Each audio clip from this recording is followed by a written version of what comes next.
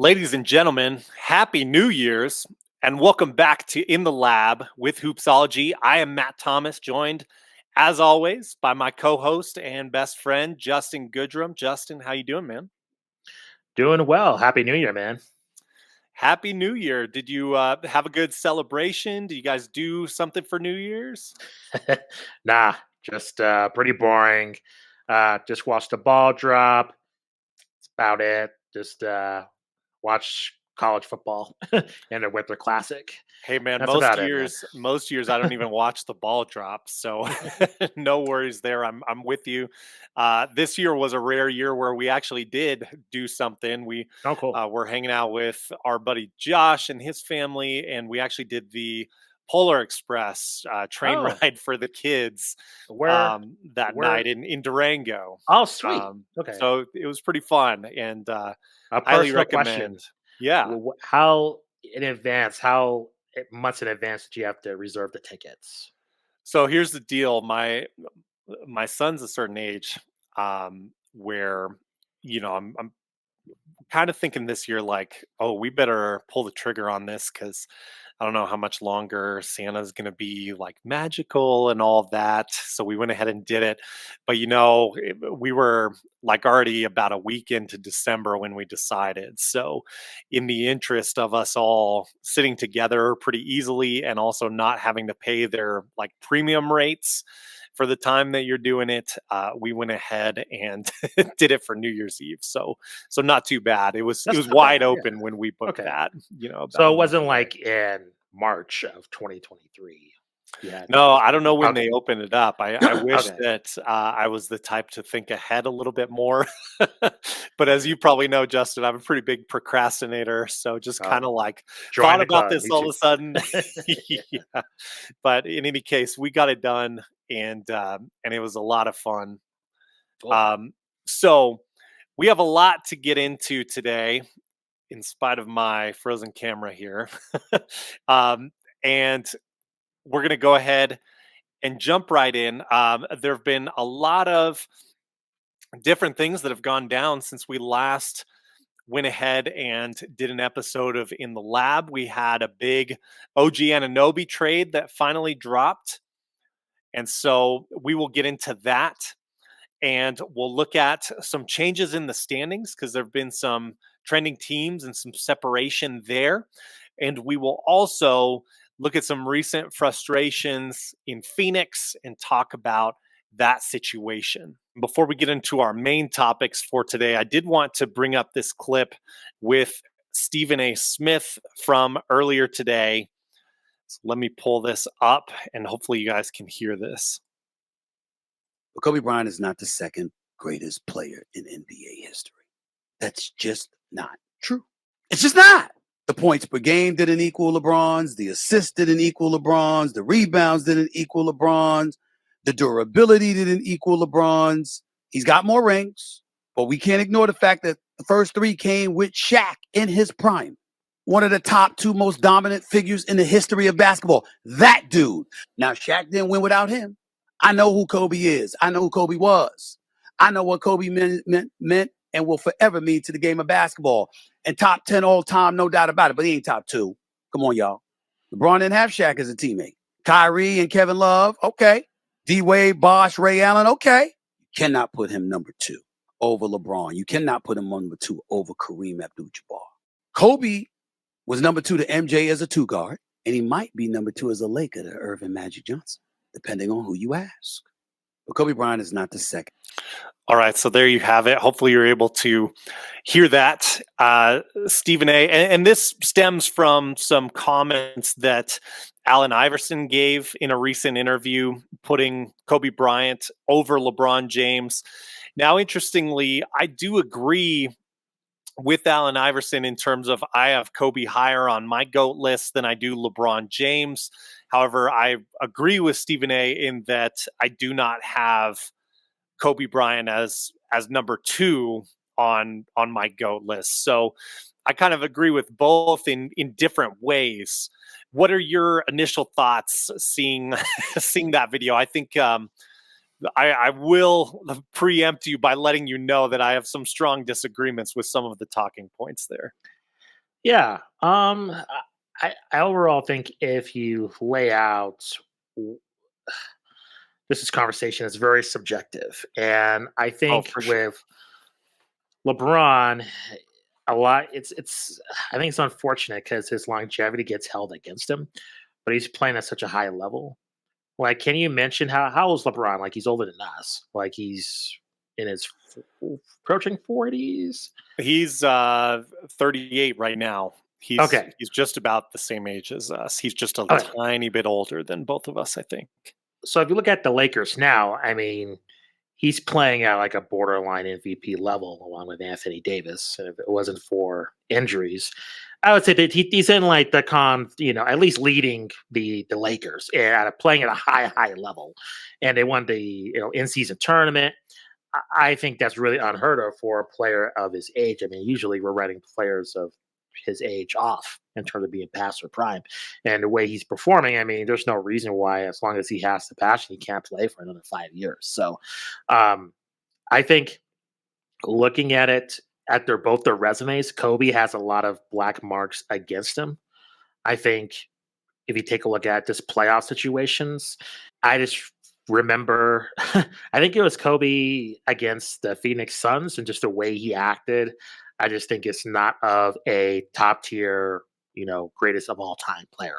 And again, if we're just talking about Hall of Fame, then that's irrelevant. But we're not. We're talking about the greatest of all time. So I think it's been those moments for Kobe compared to LeBron. I mean, look at Kobe in terms of his teams. I mean, the Lakers have been atrocious, and Kobe was, leading in scoring. I mean, it's hard to press like years and years of LeBron leading them in scoring and being like a prevalent part of that team, and the team just not being in playoff contention. Can you think of a year besides like his earlier years, like him once he became LeBron, like him just being this being this athlete that he's leading his team and just the rest of the team just sucks and they're just struggling to make the playoffs. I just can't remember that happening. I mean, typically once can come fully into his prime, they have made the playoffs. And I think with Kobe, that's not been the case. And I think that's something to hold against him. So, this is all subjective overall. I think to me, Kobe has a lot more strikes against him. That's why I put LeBron ahead of him, in my Mm. Yeah, I think in terms of keeping it on point with what Stephen A was saying, I mean, he, holds now, no denying Shaq was a beast in those first three titles in LA, but I do think it is quite misunderstood, not in the first title run for the Lakers, but in the second two titles that they won in that three-peat. I think Kobe is a lot more important than people realize to those titles. And when you think of how Shaq factored into the league, the guy doing things in the clutch was actually Kobe for the most part, because you remember Shaq's on the free throws. Now, no denying Shaq was dominant at that time, but on the other hand, we kind of hand wave off players that LeBron James, you know, basically rosters that he fashioned for himself to be on of future Hall of Famers. So I don't think it's the same thing. And also, I mean, there's the all defense teams that Kobe Bryant made throughout his career. The 2010 title run, you can go back and look at an interview that Dwayne Wade gave. I can't remember the name of the show. I wish I did, where he said the reason that the Heat called each other and got together over that summer is because they couldn't get past the Celtics team that opinion. Kobe beat in 2010. It's one of the most difficult title runs of all time. 2009 is also a pretty impressive title run in its own right. Now, again, both you and I agree on MJ being the GOAT at the moment, or at least when we most recently talked about it. So neither of us, I would think, would put Kobe over MJ. But I think part of the reason I wanted to bring this up is I think the Kobe versus LeBron debate is a lot more interesting, specifically compared to the LeBron versus Jordan debate that is almost by default brought up. And a thought that I had posted is it is interesting with LeBron because simultaneously, as you mentioned, Justin, the longevity is super impressive. And at the same time, it like opens up this window of time where you had all these years in the league to get stuff done. And yet, Kobe has more accomplishments than you. Kareem, who had similar longevity to LeBron, um, has more accomplishments, you could argue, especially if you factor in total basketball career. Jordan certainly has a lot more accolades and accomplishments than LeBron does in less amount of time. So, as you said, it's subjective. I just think the way that Stephen A. Smith specifically is framing this, and by the way, he also put Magic. He mentioned Magic as potentially a greater Laker than Kobe. And if we're just keeping it to Lakers, he does not knock Magic for playing with Kareem the same way that he Yeah. knocks Kobe for playing with Shaq. So I just think in terms of logical consistency there's some missteps, unfortunately. No, it's inconsistent, and also Kobe was a more polarizing player. I mean, LeBron Yeah, has a very much a I don't know if you're talking kind of in a political sphere, he's much more of a I don't know a less polarizing player in terms of what he does. If anything, people have criticized him passing too much in the clutch. So right. I think compared to Kobe, where he was much more, very much not the greatest teammate, very demanding. I don't think you've heard the same of LeBron, and as well as the court. He's a servant in terms of passing the ball. So I think it's kind of your philosophies also factor in as to who's better in terms of how they both play. I think they're diametrically opposed, even though LeBron is he's the highest leading scorer. So Yeah, maybe a history. yeah. I will say, since our episode recording who we think is the GOAT in the league that we did, towards the beginning of the season, Kobe has climbed a little bit higher on my list compared to where I initially ranked him. So, probably sometime next season or in the off season or something, we'll bring this discussion back fully into the fold when we have time. And you guys let us know in the comments what you think in terms of this Kobe versus LeBron debate and the points that Stephen A. Smith brought up there. But speaking of time, we have a lot more topics to cover and stuff that I want to get into. Some big, impactful trades went down. There's specifically one that we've been talking about for a while. That's the OG Anunoby trade. Since before last trade deadline, as we've mentioned, I mean, this was the most enticing piece of that trade deadline, and he finally has moved from the Raptors. You can see the full details here if you're watching on video. OG Anunoby gets traded. The Knicks receive OG Anunoby and Precious Achua. The Raptors receive RJ Barrett and Emmanuel Quickly, as well as a second round pick. A lot of controversy that I saw in terms of Knicks circles, in terms of they would have liked to see maybe more draft picks traded instead of trading Emmanuel Quickly. I think Emmanuel Quickly may have been the primary piece that the Raptors were really, really wanting to acquire out of this deal. So I don't know if that would have been a deal breaker for them to include, a first rounder or two instead of Emmanuel Quickly. But that's how the trade breaks down. In terms of what Vegas thinks, I found this interesting that the Knicks championships odds did not change with this trade. So looks like a good piece. And I think it's not unreasonable to say, or an outlandish take to say, that OG Anunoby is kind of thought of as a second or third fiddle, not the main star of your team. He certainly is the most valuable of all the pieces dealt in this deal. But Justin, just overlooking this trade and seeing the full breakdown of it, do you have like a specific winner or loser? We've had a little bit of a sample size. The Knicks with OG Anunoby were able to take down the Minnesota Timberwolves, which is pretty Big cool win. since they're Yeah. so hot right now. What are your thoughts on this deal? Well, I think if you listen to the No Ducks guys, I think OG Anunoby's been kind of the kept secrets in the NBA. So I think going to the Knicks, I think the Knicks won this trade. I don't know. To me, I sound like a broken record, but it is what it is. I think in the NBA, you need stars to win. And I don't understand teams, and this includes my Chicago Bulls, they just think you grab a couple of all stars and you think it's going to work together. And it just doesn't really work that way. Like every once in a while, it kind of gels together. But I guess you've seen it through OKC, through the Warriors, through certain teams that draft well usually produce great results. And I just think with the Raptors, it just tells me that they're in a full rebuilding mode. Like I mean, they can put any PR spin that they want, but I think it Mm. is kind of what it is. I think they have Scotty Barnes. I think that is a core piece, but I just don't know how these guys are going to really factor into really moving their way up to the top of the conference, in my opinion. Now with the Knicks, that's kind of the same deal too. Like they have a decision to make on Julius Randle. I mean, they clearly gave him Julius Randle years to kind of make it happen. He's had some great all-star years, but in the playoffs has not produced. I mean,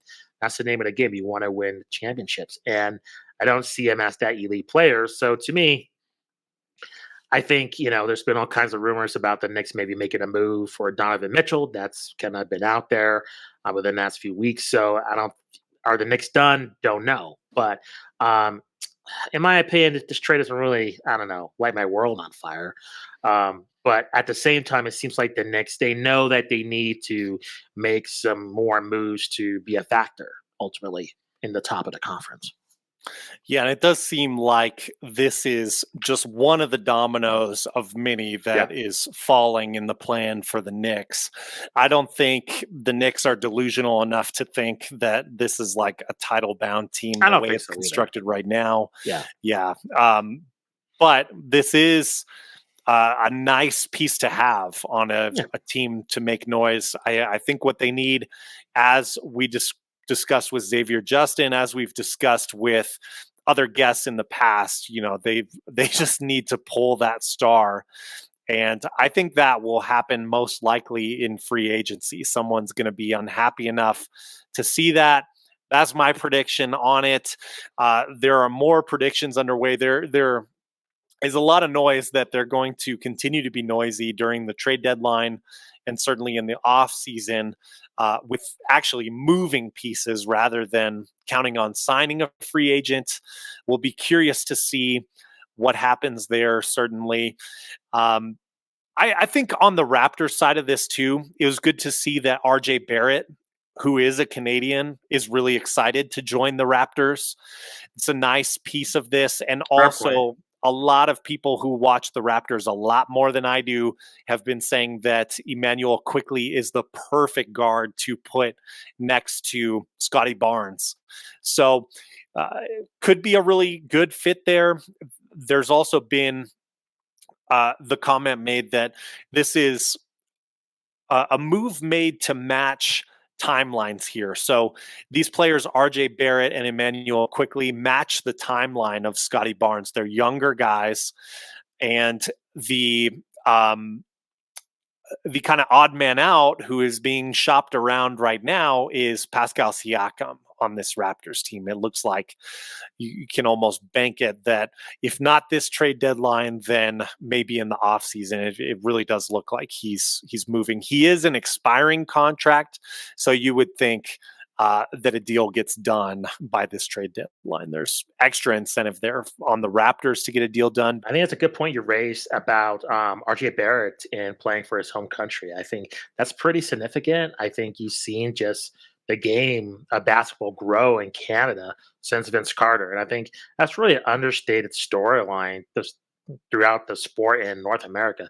Doesn't get discussed too much. And you just gave me some guest ideas. So maybe stay tuned for that. We can delve into just, Canada, really rising because that's not really talked about enough, in my opinion.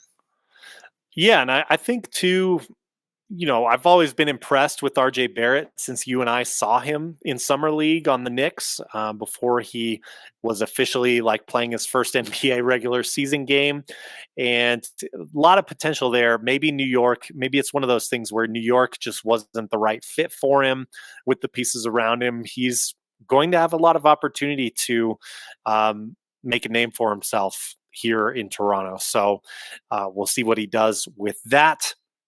Next up, Justin, I wanted to look at starting in the Eastern Conference, kind of some shifts in the standings and a little bit of separation points that we have in the standings. So I'm going to pull that up and we'll dive into that.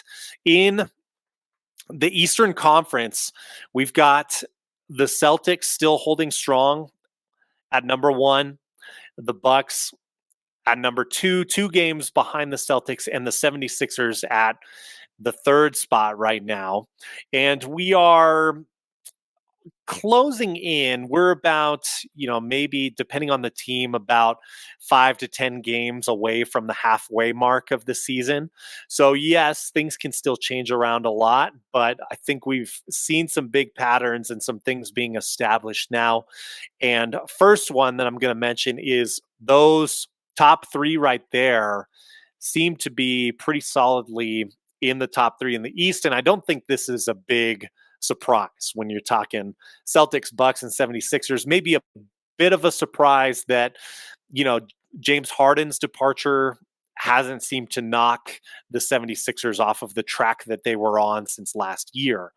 And a coaching change as well with Nick Nurse. So credit to him also for getting the job done there in Philadelphia to this point. Then they've been ascending. They've been hot of late. Well, not most recent on the 2-game losing streak, but the Miami Heat climbing to the 4th seed. Justin, I give a tip of the cap to you for picking the Heat to make some noise. Obviously, there's still time, as we said, but that's pretty solid. I did not have them touching top 4 seed at all this season. So good on the Heat for that. The Magic, who we talked about a lot last month when they were really hot, are coming back down. They are at the 5th seed. And then there's 3 more teams kind of in this same category of a team grouping before we see another drop off. That is the Pacers, Tyrese Halliburton making all kinds of noise and crazy statistics still. The 7th seed are the Knicks, who we just talked about. We'll see if they can climb with OG Anunoby on the roster now. One would certainly expect that. And at number 8, the Cleveland Cavaliers, who have also slowly been climbing. They dealt with all those injury issues early on this season and just have not really fully been able to find their footing. So our top grouping is 1, 2, 3, Celtics, Bucks, 76ers.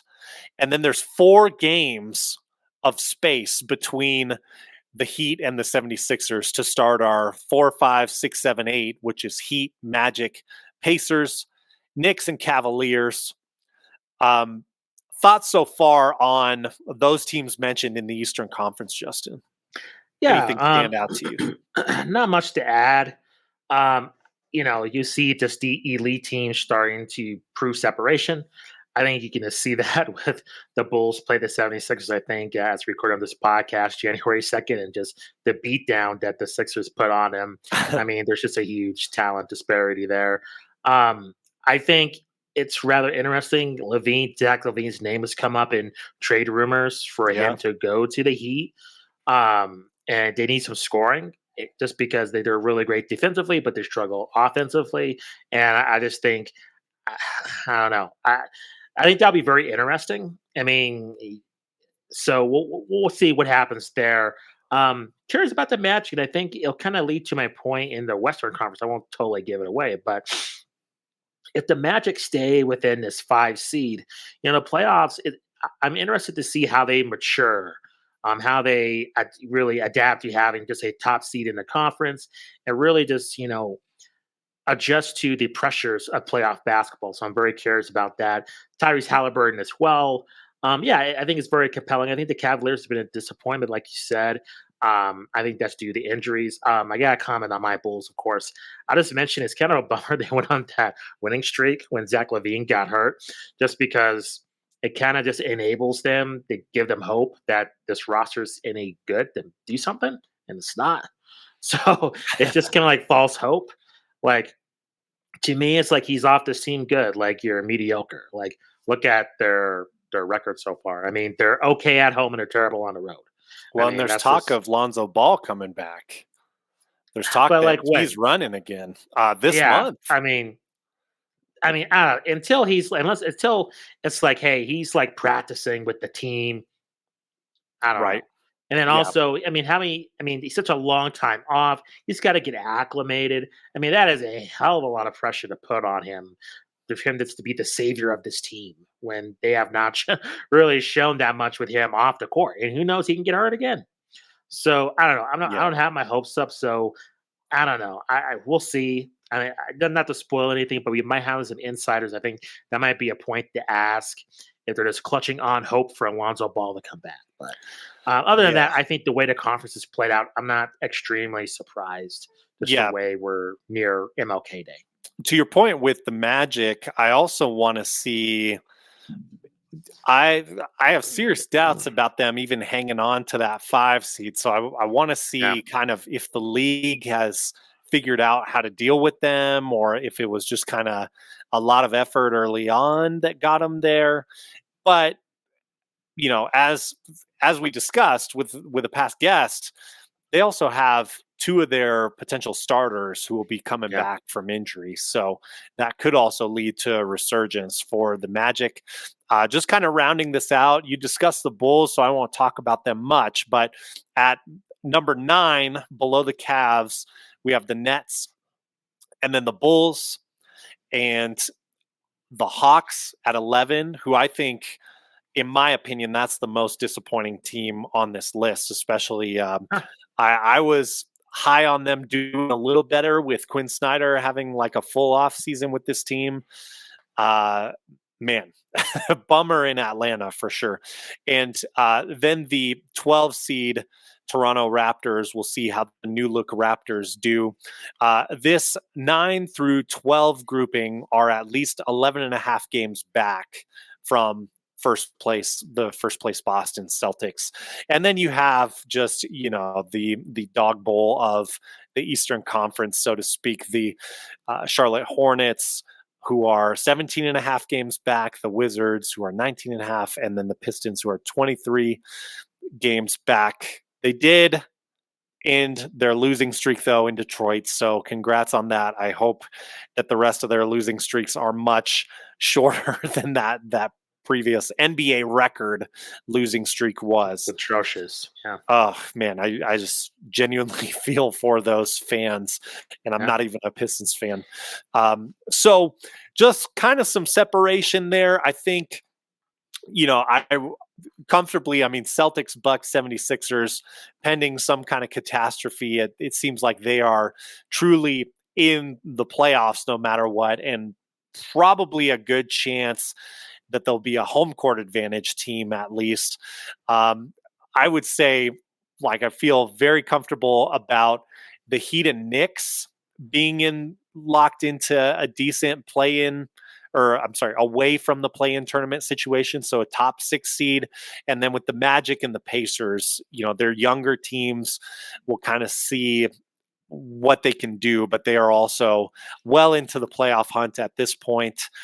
It doesn't seem like there's much motivation for the Brooklyn Nets to come up a level. We have to see what Mikal Bridges will do, what Cam Johnson will do to get this team up to a higher seeding, if at all possible. Of course, as a Rockets fan, and we have their pick, I'm all for it if they don't want to make that effort, but we'll see what they do. Let's go ahead and move to the Western Conference, Justin. And we have the Timberwolves at number 1. We have the Thunder at number 2 and the Nuggets at number 3. And that's a good mark-off spot for some differentiation. The Nuggets are only a game and a half behind the top-seeded Timberwolves. Shocking at this point in the year, as we've mentioned before, for the Timberwolves and now the Thunder to be 1-2. By the way, everyone's talking about it, so I might as well mention it. The Thunder are on fire lately. Shai Gilgeous-Alexander is putting up Jordan-esque regular season numbers, which I know I'm not trying to blaspheme here on who we agree is the GOAT, but he's averaging 33, 6, 5, a couple steals. I mean, he's really doing everything for this Thunder team, and that team is stacked. So, tip of the cap to Sam Presti, who has always gotten props as a GM. What I want to see with this young core is, can they, and this is a conversation for another day, but can they meld this talent now into a title team? We saw them with that core of KD, Westbrook, and James Harden back in the day, and Ibaka, got to mention him too, get to the NBA Finals. Can Sam Presti get over the hill? Because ultimately, that's one of the biggest marks of greatness, especially, I think, when you're looking at a GM. Can you construct a title-winning team? So that's my question for Sam Presti, just to kind of, I don't know, push back a little bit, I guess, on all the praise that the Thunder rightfully deserve at this point in the season with that young core. But they beat the Celtics. They beat the Timberwolves, and they beat the Denver Nuggets as a part of this 5-game win streak that they're on at the moment. So very impressive. The Clippers are the 4 seed. They are 4 games back from the Timberwolves, followed by, and there's a lot of close teams here, so we'll just go all the way to the 500 Lakers, who are sitting at 10th right now. So 4th, Clippers; 5th, Kings; 6th, Pelicans; 7th, Mavericks; 8th, Suns, who just recently on their win streak got out of the under 500 club; Rockets at 9th; and Lakers at 10th. Thoughts on that top 10 so far before we talk about the bottom 5? Yeah, I think just looking at this, the teams that you're just talking about, the top 10, correct? Yes. Okay, so to me, I just want to make sure. My surprise has been the Pelicans. Look at that, won 3 in a row. Sitting at 6th. Zion's healthy. Me too. That is pretty substantial, because how many times have everybody's been wondering not only about Zion, but just if the Pelicans can put it together. That's pretty substantial. So to me, the Thunder are not too much of a surprise. I think we saw this coming if you're like a true basketball fan, in terms of them gathering picks and Chet Holmgren and Shea Gilgeous-Alexander. It's not super duper surprising. Yeah, but I think they're on pace for 59 wins, though. I mean, that's they're true. Like 20 but and 21-year-olds. That's pretty crazy. It is, but and maybe I'm just like a skeptic. You got to prove it in the playoffs. Oh, You look, and to me, sure.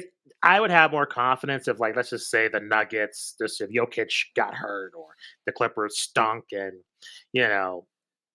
to me, there's just too many teams on this list that I think they're going to run into some trouble in a playoff situation. It's just different. I agree. The playoffs are just different. To me, they can have as many wins as they want. That's a pretty significant accomplishment, and that's a step in the right direction. But as a true title contender, it's very interesting, because if you take a look, I mean, the teams that we would have banked as contenders, to me, I mean, I had the Warriors, Lakers, Suns. I mean, they're kind of out of it. I mean, look at even the Rockets. I mean, they're at the nice seed. I mean, it's pretty incredible at this point right now. And, don't count out, I mean, we'll get to it later, but there might be some teams willing to kind of make a boost, to kind of the top of the standings here. So I'm really questioning. I think with the Timberwolves, it's really now or never. I think for years, they have been a huge disappointment. And now, them being at the 1 seed, can they keep this sustainable? We will see. So I think it's cool to see kind of the West kind of in this kind of new school era. I know even the Kings have kind of struggled, but they're still the 5th seed.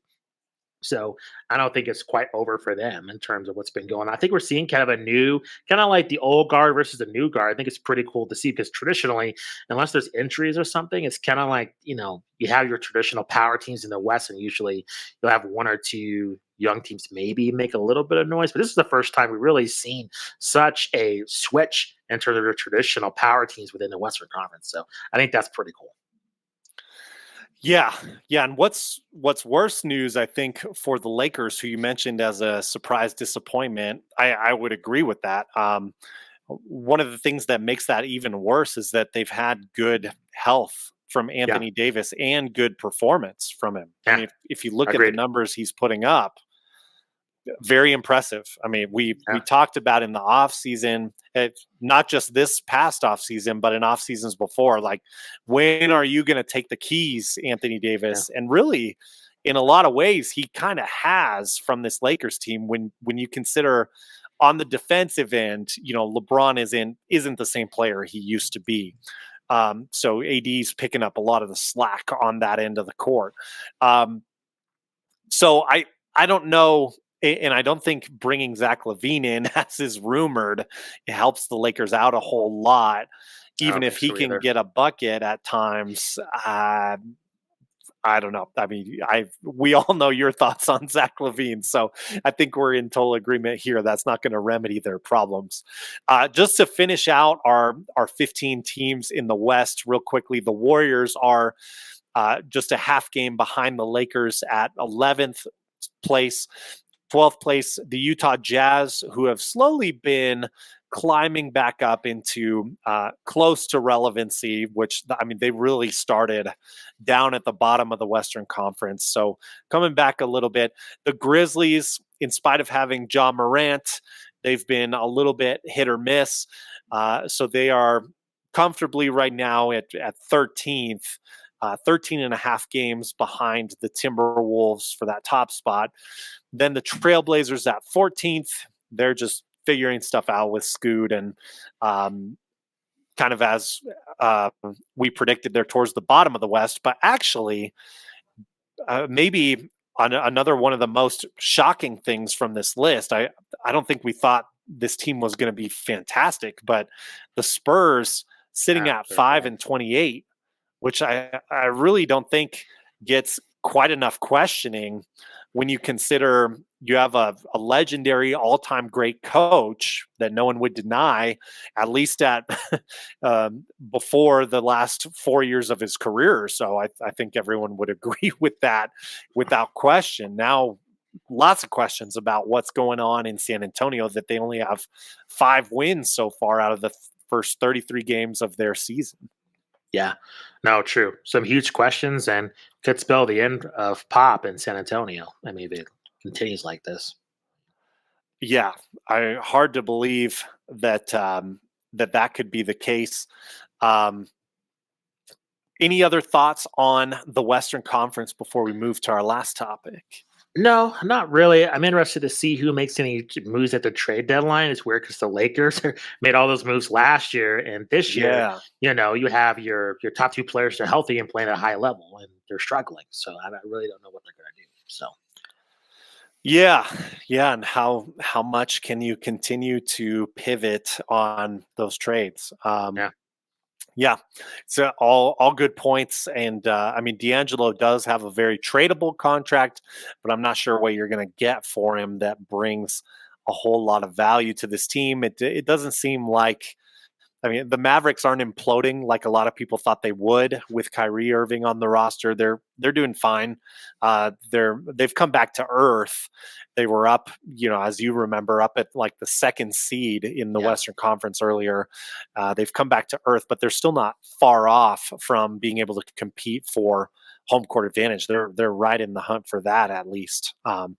So yeah, not sure what the Lakers can do. Last topic that I wanted to bring up, Kevin Durant.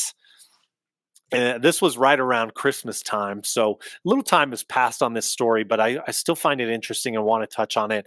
The Suns have won their last 4 games. Before that, reports are coming out from Woj that Kevin Durant is really frustrated with the situation in Phoenix, frustrated that, I think a big part of this certainly is that Bradley Beal has spent a lot of time on the bench this year from injuries. And so things just haven't been going quite as I think KD envisioned for the Phoenix Suns. Just wanted to ask your thoughts on this, Justin. Do you feel like that's kind of like a healthy frustration? Do you feel like there's more to it than this? Do you feel like it's justified? Just give me your thoughts all in all in hearing that news when that headline came out.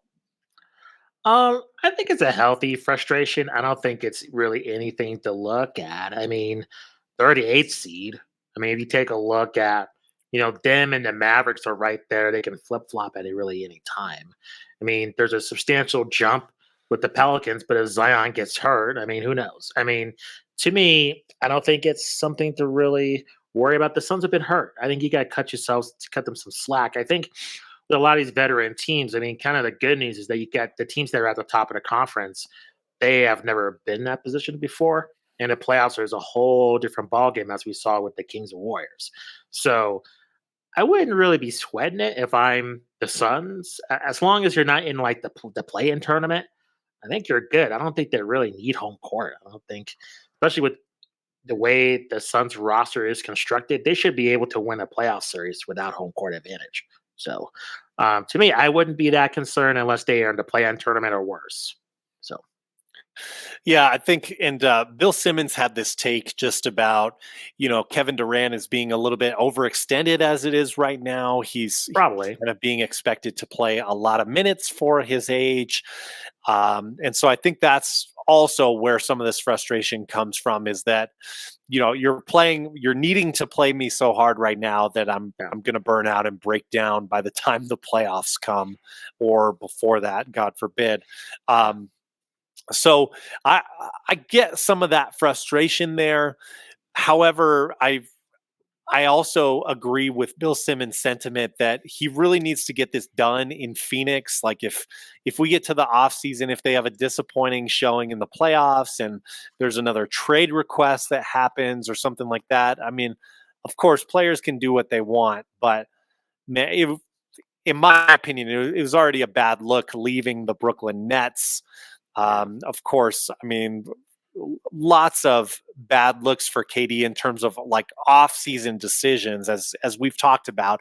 As much as you and I both love and respect him when he's on the court, he's such a killer. But I don't know. I can't see him, at least for the time that he and Booker are both on this roster. I can't see him like getting so frustrated to the point that he leaves this team, or I can't see that being a good decision, I guess is a better way to put it, because we have seen the situation where he gets so frustrated that he leaves. Do you have any concerns about that type of a scenario at this point? Possibly. That's been his track record. And so imagine if he stayed with the Warriors. I mean, he had it good. I mean, he was the man. Steph, Klay Thompson, and even look at now. I mean, Klay Thompson's, I wouldn't say a shell of himself, but certainly that injury has affected him. And to me, if he just stays there, I think they probably win a couple of more titles, and I think he's happier. And I think Steph would defer to him. I think to my impression, all three of them got along. As despite the Draymond situation, Draymond maybe is traded. I mean, who knows? So especially if Durant just happens just to stick it out and stays. So I think it's unfortunate to see where his career. I think he's made some like really bad choices, just the way it's turned out. So yeah, we'll see. 100% agree. And right now, if the season ended today, which we're far from that, they would be matched up. Like, say there's no play-in tournament, they would be matched up against the Timberwolves. Ouch. And I don't think right now in this moment, I don't think they could beat the Timberwolves in 7. Agreed. How things are right now. The other thing too is that this is still not an overall roster. Like, this is very offense focused, as most of the league is. But when you run into a complete team like the Nuggets, who maybe they're not a fantastic defensive team, but they are a pretty good defensive team. The Timberwolves, obviously, everyone's been raving about their defense and the job Rudy Gobert has done in his bounce back season. So I'm with you. I see a lot of problematic matchups here. So I do think that they need, number one, to get together so they can gel, so they even build that chemistry that you need for a title, but then also to advance up the rankings a little bit more. Good news for them. The Clippers, who we mentioned are the 4 seed, are 4 games behind the Timberwolves. The Suns are only 2.5 games behind them. So there's certainly time to make up ground and get that home court advantage for your first series. Justin, anything else you saw around the league that you want to touch on for today? No, I think we covered it. I tend to agree with you. Let us know your guys' thoughts in the comments. What's going on in Phoenix? Are things, now that they're on this win streak, are things all settled with KD? Is there peace in Phoenix? Let us know your thoughts on the OG Anunoby, RJ Barrett IQ trade. Let us know your thoughts on the Kobe Stephen A comments and where you think Kobe ranks specifically among the greats. Always fun to do this with you, Justin, and appreciate you guys tuning in. And whether you're watching or listening to the show, we really appreciate it. Hope you have a great start to 2024, and we will look forward to catching up with you next week on In the Lab with Hoopsology. For Justin Goodrum, I'm Matt Thomas. Peace out. See you next time.